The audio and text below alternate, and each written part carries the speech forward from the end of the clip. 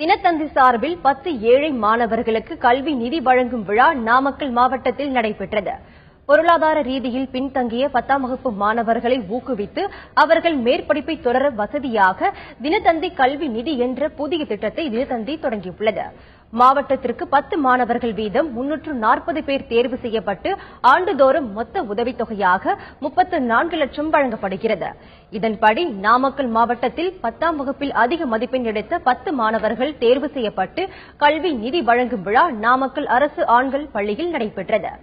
சேலம் தினத்தந்தி மேலாளர் ஜெகதீசன் தலைமையில் நடைபெற்ற நிகழ்ச்சியில் நாமக்கல் மாவட்ட முதன்மை கல்வி அதிகாரி கோபிதாஸ் கலந்து கொண்டார். நிதியை பெற்றுக் கொண்ட மாணவர்கள் தினத்தந்தி நாளிதழுக்கு நன்றியை தெரிவித்துக் கொண்டனர். நான் 10th 497 எடுத்திருக்கேன். அதுக்காக தினத்தந்தி எனக்கு ஊக்கத்தொகை கொடுத்திருக்காங்க. இது ரொம்ப யூஸ்ஃபுல்லா இருக்கு. எனக்கு மட்டும் இல்ல, அது எல்லாத்துக்கும் யூஸ்ஃபுல்லா இருக்கு. இந்த இயர் மட்டும் இல்லாம இனி வரப்போற எல்லா இயர்லயுமே அவங்க கொடுக்கிற ஊக்கத்தொகை எல்லாத்துக்கும் யூஸ்ஃபுல்லா இருக்கணும். அதே மாதிரி தினத்தந்தியில வர கொஸ்டின் பேப்பர்லாம் எல்லாரும் படிச்சு 10th ஸ்டேட் லெவல்ல அச்சீவ் பண்ணணும்னு சொல்லிக்கிறேன். Thanks to Dinathanthi. தினத்தந்தில இருந்து அந்த வினாவடி நாங்க படிச்சு நாங்க நல்லா மார்க் எடுத்தோம். அதே மாதிரி இப்ப கொடுத்துக்கிற ஊக்கத்தொகையும் நாங்க நல்லா படிக்கிறதுக்கு ரொம்ப யூஸ்ஃபுல்லா இருக்கு. அதே மாதிரி இனிமே படிக்கிறவங்களுக்கும் அந்த ஊக்கத்தொகை யூஸ்ஃபுல்லா இருக்குன்னு நினைக்கிறோம். அதனால தினத்தந்தி ரொம்ப தேங்க்ஸ்.